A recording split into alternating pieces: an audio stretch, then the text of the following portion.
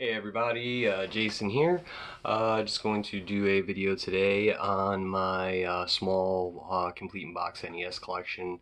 Some of you may know I have been paring down on my collections lately, just kind of downsizing because I have so much stuff and wanted to keep the stuff that I actually play or maybe stuff that I have sentimental attachment to.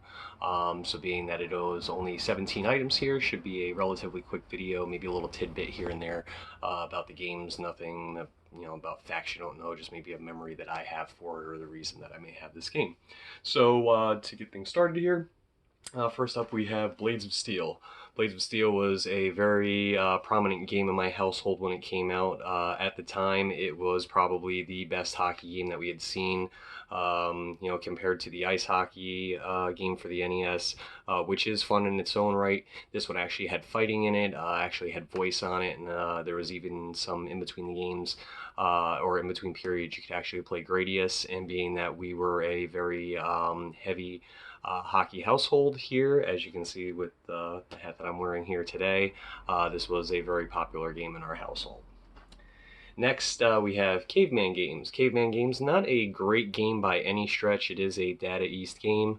Primarily, the box art is the best thing about this game. The game can be a real pain, a lot of button mashing here, and a lot of frustration.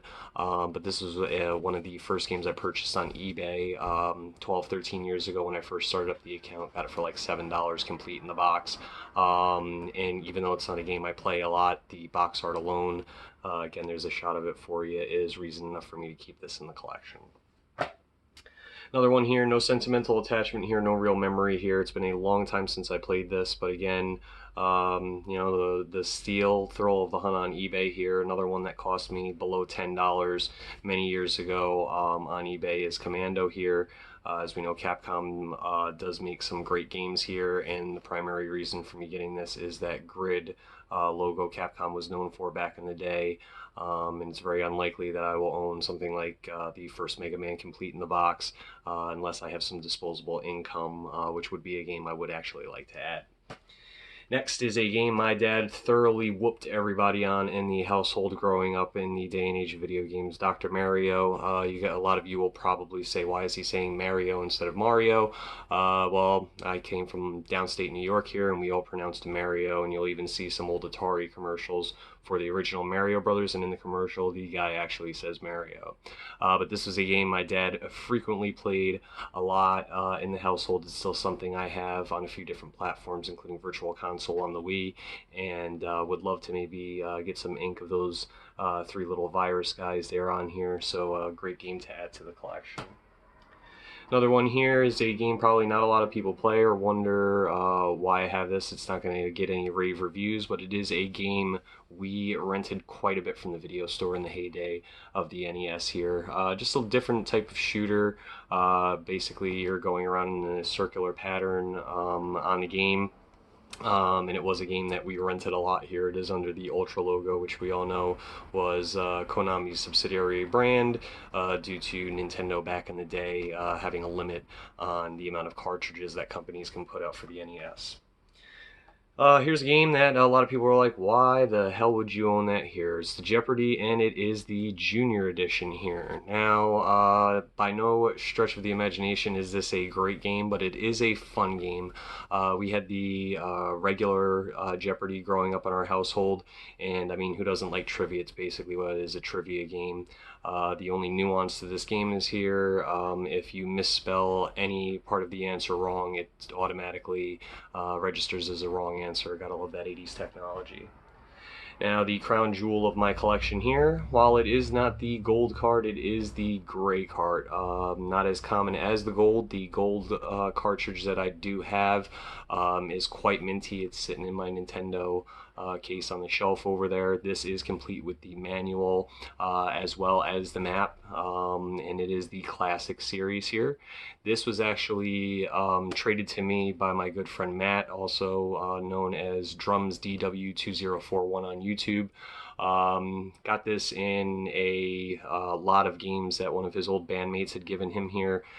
Knowing that this was my favorite game here, we made a trade for it, and I definitely got the better end here because he actually traded me for loose copies of Dick Tracy and Metal Gear out of all games and called it a deal. Now that's what I call a good friend, and this will be a game that I will cherish forever. What would having the original Legend of Zelda without the adventure of Link be? Oh, they look nice on the shelf together here. We all know how much of a pain this game was, and it definitely did not live up to expectations compared to the first one here. It does have its moments in the game here. This one here, as you can see, is the gold cartridge version here. Kind of pieced this one out here. Got the cartridge a little while back. Ended up getting the manual and a lot of manuals that was given to me here, and I ended up purchasing the box here, which isn't in the greatest condition. You can see it looks like maybe somebody was trying to cut stuff up on the box here, but I got a relatively good deal on this off of a seller on Instagram quite a few years back.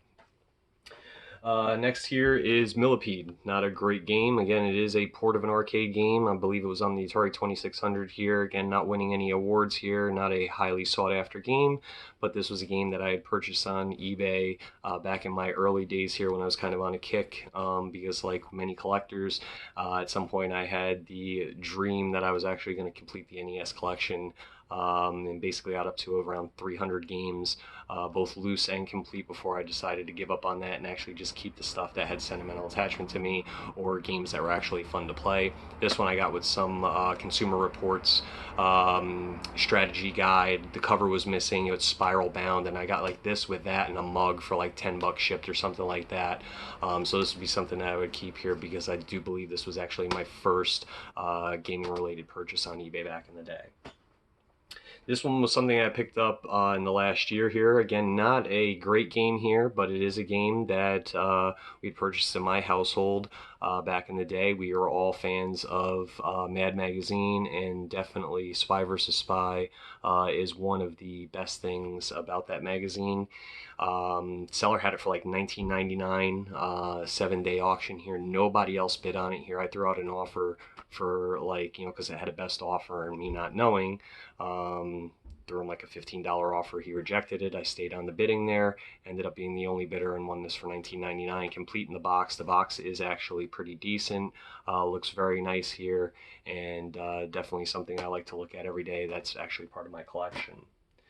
This one here is the only black box game that I own. Now this Super Mario Brothers here, while I did already have, the Mario Brothers Duck Hunt, Mario Duck Hunt World Clash Track Meet, as well as a regular 5-screw copy of this here. I was at a flea market I was at a family reunion in Cincinnati back in 2010, stopped at a flea market there. A guy had a few games on the table, among other things here. This was the game that caught my eye. I said, hey, why not add that to the collection? Asked the guy how much he wanted for it. He wanted like $8 or $9 for it. I couldn't get the money out of my pocket fast enough for this here. Have kept it ever since. Another one that I've gotten in the recent year off of eBay was this nice minty copy of Super Mario Brothers 2. This one here is a game I had fond memories of. Again, very different from the original one here, but Nintendo Power had hyped it up. The commercials and everything made it something that every kid who played Nintendo wanted. We didn't get it as soon as it came out, but we got it relatively shortly after. We wanted it every time we went into a store. My dad actually ended up surprising us with this one evening, and we got to play this for a few hours before going to bed, actually on a school night. And what would Mario 1 and 2 be without Super Mario Bros. 3? As you can see, this is the challenge set version. Now, I didn't go out specifically looking for this. This was actually something that I went to a thrift store locally here a few years back, and he had a few boxed NES games, among other things here, and wanted $5 each, said that he would give me a deal since he's known me for a while if I would buy more. I ended up buying 4 games. I can't remember what the other ones were, but I believe it was this, as well as a complete copy of Star Fox 64 with the Rumble Pack included. All said and done, I paid $2.50 each, which is a hell of a deal when it comes to sealed or to boxed NES games. Moving towards the end here, we're not going to see anything else too special here, but Tetris. Tetris is, a game that everybody should know, even if you are not a gamer. This was a game that we owned in our household, but we actually originally first owned the Tenjin version, rented it from the video store. My dad was good friends with the owner. We eventually ended up purchasing that from him. The two-player mode was the one thing that version had over this one. Many fun times of that in the household. Would like to get my hands on that someday, but with the price on that, probably not going to happen. Just like Jeopardy, what would it be without Wheel of Fortune? Again, not the greatest of games here, but a game that was, definitely a lot of fun in our household, and get, the family members in on there and guessing just like on the TV show. So it was something I basically picked up for nostalgic purposes, and if memory serves me correct, this might actually be one of the other games that I picked up in that 4-game lot from the thrift store years back. And moving along the same lines here, we have the Wheel of Fortune. Again, it is the Junior Edition here. This one, I think I ended up getting in a lot of a few different games off of eBay years ago.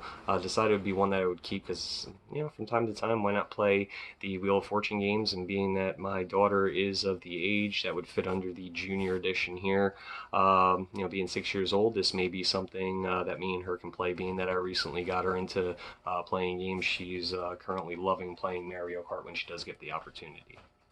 And lastly, we have here the NES cleaning kit. As you can still see, it has the garage sale sticker of 50 cents that I found for it locally here, probably I want to say maybe about 4 years ago. Seen this on the table, it was towards the end of the day.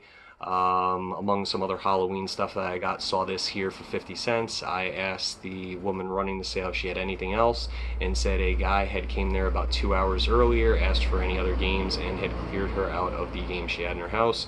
So this was the only thing I came out with. I don't even use the thing. It's a nice piece of history to have, considering that the NES that I've had for many years, I did replace the 72 pin connector myself a few years back, and it runs flawlessly.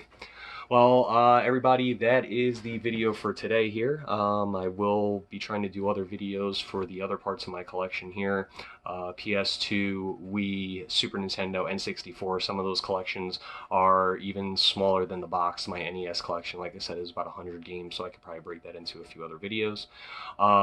If you guys like what you saw today, leave some comments for me if you have any ideas to maybe help make the videos better.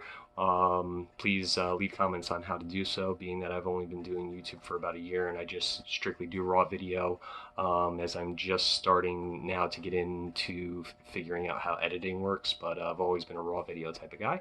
To all my subscribers, thank you for subscribing. If you have not subscribed yet, go ahead and hit that subscribe button. Leave a comment, leave a like, leave a dislike, comments, whether good or bad, just nothing disrespectful, please, and see what we can't do to get another video back up in another week or two. Peace.